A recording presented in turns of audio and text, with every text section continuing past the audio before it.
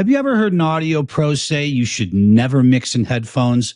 Conventional wisdom being that it's best to mix with a very high quality monitor system in an acoustically designed studio environment.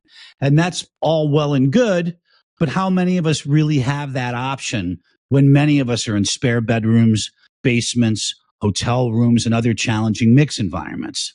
That way of thinking has shifted quite a bit in recent years, as most every single serious mixer I know incorporates headphones in their mixing process. If you've ever wondered how mixing with headphones can benefit you, stick with me through this video. My name is Doug Beck. I'm a producer, composer, and mixer, and I've done a whole lot of major label projects with the help of headphones, especially recently.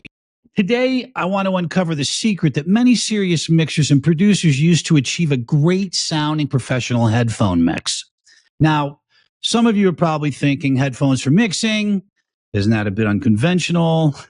Well, mixing with headphones has become increasingly more common, especially with the advent of new and better headphone technology. Not only does it offer convenience, but it can also provide unparalleled accuracy in sound reproduction, especially for those of us in less than ideal mix environments, which is probably the majority of us. Here's a few tips to keep in mind if you want to get the best possible mix using headphones. Avoid using consumer headphones like Beats or Bose or anything else aimed at the consumer market. These types of headphones tend to excite the lows and highs, and they're not going to give you an accurate picture of your mix. They sound great while you're listening to music, just chilling at home or on a plane or somewhere, but you want to use good quality reference headphones designed for mixing and mastering. There's a ton of great options available from your favorite music retailer. Some notable manufacturers of reference headphones are Sennheiser, Focal, AKG, and Beyerdynamic, just to name a few. I find that using open back headphones give me the best representation of what's happening in my mix. Much better imaging and space. And while good quality reference headphones can be a little expensive, they're not nearly as expensive as a pair of high quality studio monitors and room treatments that may still not give you a completely accurate picture of your mix. Don't forget to get a pair of cans that feel comfortable on your head. There is nothing worse than headphones that hurt your ears or your head. There's also several new software-based headphone plugins and environments designed to simulate room acoustics, studio monitors in different environments. I personally use the Slate VSX system, and I find them extremely useful and accurate. Now, I'm not endorsed by Slate. This is not a sponsored video. This is strictly my opinion.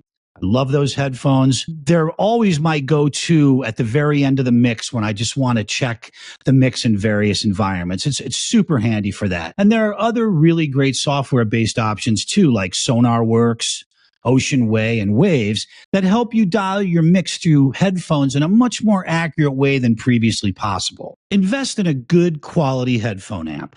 This can make all the difference when mixing in cans. Neve, Grace Design, Little Labs, to name just a few, make excellent choices. There are many great options available at your favorite pro music retailer in most any budget. Make sure you don't crank the volume. This is true of mixing with speakers as well. This can create extreme ear fatigue, and when that happens, everything becomes muddy and hard to discern. It's always best to mix at lower levels. Take frequent breaks and refresh your ears.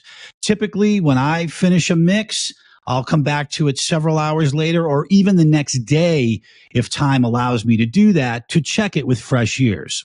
Whatever reference headphones you end up choosing, it's extremely important to listen to mixes you know intimately well in them before you start mixing on anything new. Listen to commercial releases you're familiar with, previous mixes that you've done that you know really well and that you're happy with. Just like my previous video where I stated that it's imperative to learn your room and its quirks, the same exact rules apply with headphones. Spend some quality time listening with any new reference headphones. Mixing with headphones is not only a viable option, but a powerful tool for your music production arsenal. The portability, isolation, detailed sound representation make it a must for producers and mixers of all levels. So next time you're working on a project, don't hesitate to reach for those trusty headphones.